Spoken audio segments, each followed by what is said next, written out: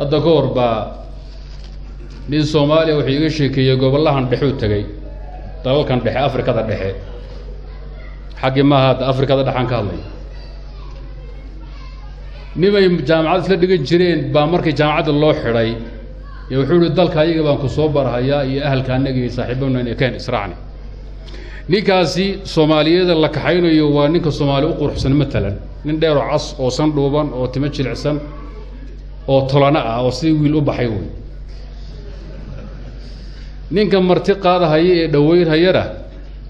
nimanka Afrikaankeed aad caydaan rag uu xoog badan oo fool xun ku jira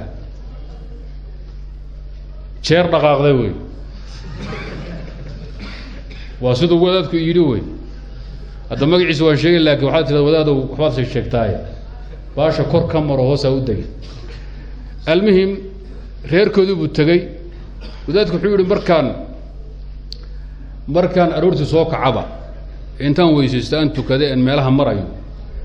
ardaygaanu saaxiibada ahayn ay la socdeen martida oo gabdho la dhashay ugu qoslay markay arkaan way qoslaan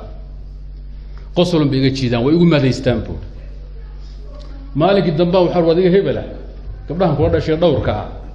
markay arkaan waxay u qoslahayaan xuri saaxiibada uga daas waasha ay weydiinay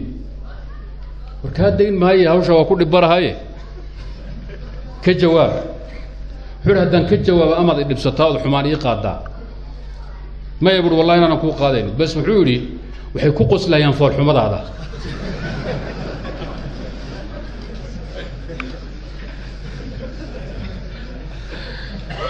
adiga fool xumadaada ku qoslayaan buu وما فول حنا هذا قروح سنها بريرو تيجي يقول والله أنا شوين ماشي هذا قروح سن تاعي هذا وضع ركتين ترتمها اللقب تقروح ذا مد أذن أذوق هبين مرتجل لسين يا كوب قروح الله سيري سمي دارك وحن ليلة هذا قواعد ملها ونوى البقاء كواركم